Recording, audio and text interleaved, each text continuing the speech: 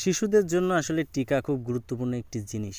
তো এই যে টিকা বা ভ্যাকসিন বাচ্চাদের দেয়, এখন এটা আসলে আমরা বিভিন্ন জায়গায় দেখি, বিভিন্ন মাইকিং করে বলে যে কত তারিখে আসলে টিকা দেওয়া হবে, কয়টার সময় দেওয়া হবে বা আসলে কোথায় দেওয়া হবে। এই যাবতীয় তথ্য কিন্তু আমরা বিভিন্ন মাইকিং করার মাধ্যমে বা বিভিন্ন প্রচারণার মাধ্যমে জানতে পারি। কিন্তু যদি এমন হয়, একটা মোবাইল অ্যাপের মাধ্যমে আপনি খুব সহজে জানতে পারবেন কোন কোন জায়গায় টিকা দেওয়া হচ্ছে, কত তারিখে টিকা দেওয়া হচ্ছে এবং কে টিকা দিচ্ছে এবং কোন বাড়িতে টিকা দিচ্ছে বা কোন হাসপাতালে টিকা দিচ্ছে। এই তথ্য সব কিছু যদি আপনি একটা অ্যাপের ভিতরে পান তাহলে কেমন হয়। আসলে আজকে যে অ্যাপটা নিয়ে আমরা কথা বলবো, এটা এমন একটি অ্যাপ যে অ্যাপের ভিতরে এই টিকা সংক্রান্ত যাবতীয় তথ্য আপনারা ঘরে বসে হাতের মুঠোফোনের মাধ্যমে পেয়ে যাবেন।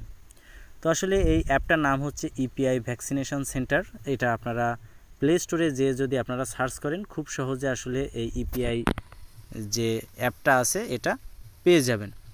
তো এটা যদি আপনারা ইনস্টল করেন, আসলে এটা কি হবে আমি একটু আপনাদেরকে বলি। দেখেন, এই অ্যাপের ভিতরে যদি আপনারা যান, এখানে আসলে ম্যাপের মাধ্যমে আপনাকে খুব সহজে মার্কিং করে করে দেখিয়ে দেওয়া হবে যে কোন কোন জায়গায় এখন টিকা দেওয়া হচ্ছে এবং কোন বাড়িতে দেওয়া হচ্ছে বা কোন হাসপাতালে দেওয়া হচ্ছে। আপনারা ঠিকানা সহ, কন্ট্যাক্ট নাম্বার সহ কিন্তু এটা পেয়ে যাবেন।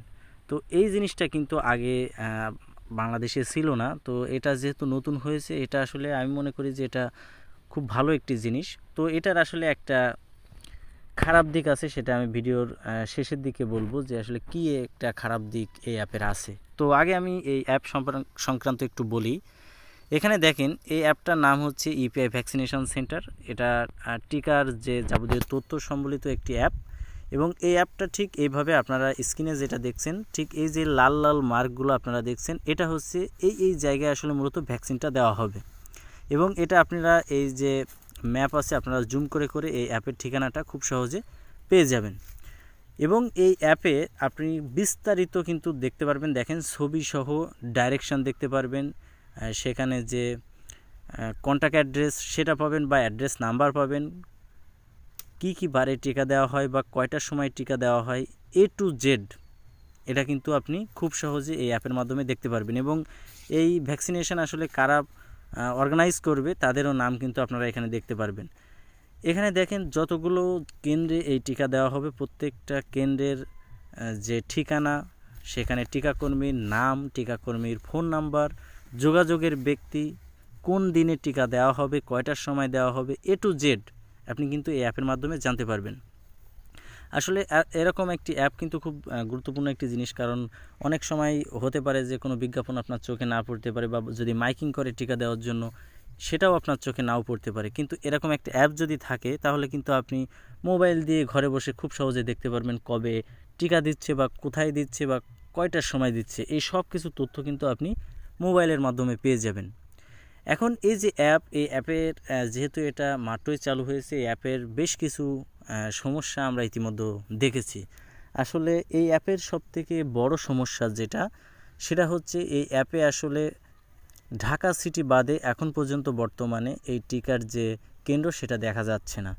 এবং অনেকে অভিযোগ করছেন যে এই অ্যাপ ইনস্টল করার পরে মূলত ম্যাপ ছাড়া আর কিছুই দেখা যাচ্ছে না। আসলে যেহেতু এটা মাত্রই চালু হয়েছে, হতে পারে তাদের এটা আপগ্রেশনের জন্যই মূলত এই সকল সমস্যা হচ্ছে। কিন্তু অ্যাপটা যেহেতু তৈরি হয়েছে, সেহেতু এটার সুফল অবশ্যই অবশ্যই আমরা পাবো। তো এই অ্যাপটা আসলে এগিয়ে যাক, আমরা এটাই চাই যে অ্যাপটা এগিয়ে যাক এবং এই অ্যাপের মাধ্যমে যেন সবাই আসলে বিস্তারিত তথ্য জানতে পারে। আসলে এই সমস্যার কারণেই মূলত এই অ্যাপটা নিয়ে অনেকেরই ভুল ধারণা আছে যে অ্যাপে ম্যাপ ছাড়া আর কিছুই আসে না। আমি সর্বপ্রথম বলবো যে ম্যাপ আসলে ঢাকা সিটি বাদে এই মুহূর্তে এই অ্যাপ দিয়ে আপনি টিকা কেন্দ্র দেখতে পারবেন না। এটা যেহেতু মাত্রই চালু হয়েছে, আস্তে আস্তে বাংলাদেশের সবগুলো জেলা বা সবগুলো থানা কিন্তু এটার আয়ত্তে চলে আসবে এবং তখনই কিন্তু আপনি যে কোনো জায়গার টিকা কেন্দ্রের তথ্য বা যাবতীয় তথ্য কিন্তু আপনি এই অ্যাপ থেকে পেয়ে যাবেন।